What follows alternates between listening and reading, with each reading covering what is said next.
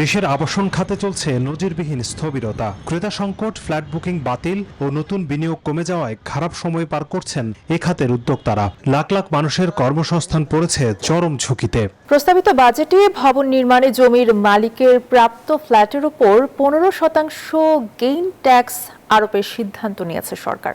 Real estate মালিকদের সংগঠন রিহাব বলছে, এই সিদ্ধান্ত বাস্তবায়িত হলে ফ্ল্যাটের দাম হবে আকাশচুম্বী। আর এতে ভয়াবহ সংকটে পড়বে আবাসন খাত, কর্মহীন হয়ে পড়বে কয়েক লাখ মানুষ। সংগঠনের সভাপতি বলছেন, এর ফলে বছরে ক্ষতির পরিমাণ দাঁড়াবে 50,000 কোটি টাকা। দেশের আবাসন খাতে চলছে নজিরবিহীন স্থবিরতা। ক্রেতা সংকট, ফ্ল্যাট বুকিং বাতিল ও নতুন বিনিয়োগ কমে যাওয়ায় খারাপ সময় পার করছেন এ খাতের উদ্যোক্তারা। লাখ লাখ মানুষের কর্মসংস্থান পড়েছে চরম ঝুঁকিতে। যুদ্ধের কারণে আমাদের র মেটেরিয়াল আসার ক্যারিং খরচ বাড়ছে, তখন কিন্তু সিমেন্টের দাম কোম্পানি ভেদে 50 থেকে আপনার 100 টাকা দাম বেড়েছে। রডের দাম 20,000 টাকা বেড়ে গেছে। আমাদের কনস্ট্রাকশন মেটেরিয়াল দাম বাড়ছে। অন্যদিকে ব্যাংকের যখন রেট দেখেন, যে ব্যাংকের রেট কিন্তু 14-15-16%। তো 14-15-16% রেটে ইন্টারেস্টের টাকা নিয়ে সেই টাকা দিয়ে কিন্তু আসলে আবাসন ব্যবসা করা সম্ভব না।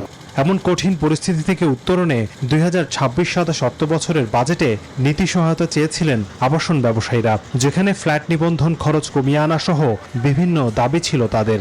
Spanish digital print tiles, ATI tiles, এক টাইলসে জীবন পার। কিন্তু ঘোষিত বাজেটে প্রতিফলন হয়নি তাদের কোনো দাবির। উল্টো ডেভেলপার কোম্পানি নির্মিত ভবনে জমির মালিকের প্রাপ্ত ফ্ল্যাটের উপর 15% গেইন ট্যাক্স আরোপের প্রস্তাব করেছেন অর্থমন্ত্রী, যা এ খাতে ভয়াবহ বিপর্যয় ডেকে আনতে পারে বলে দাবি রিহ্যাবের। এই ল্যান্ড ওনারদের আগেই ছিল যে তাদের সাইনিং মানি দিয়ে আমরা সেটার 15% ট্যাক্স দেওয়া লাগতো।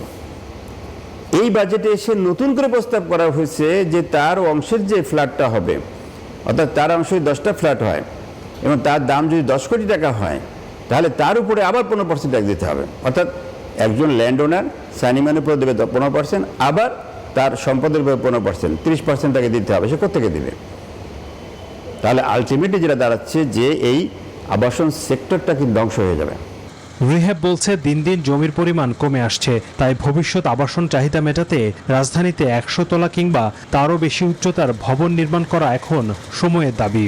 বাংলাদেশে যে সয়েল আছে, বাংলাদেশে ঢাকা শহরে যে মাটি আছে, বিভাগীয় শহরে যে মাটি আছে, এখানে 100 তলা 200 তলা বিল্ডিং করার কোনো সমস্যা নাই। আমরা কিন্তু ওই হিসাব করেই পাইলিং করাতে শুরু করে স্ট্রাকচারাল ডিজাইন থেকে শুরু করে পুরো বিষয়টা কিন্তু আমাদের মাথায় থাকে।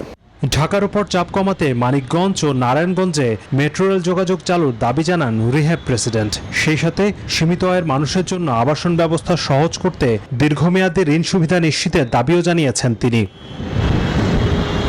হোসাইন শাহাদাত, নিউজ 24, ঢাকা।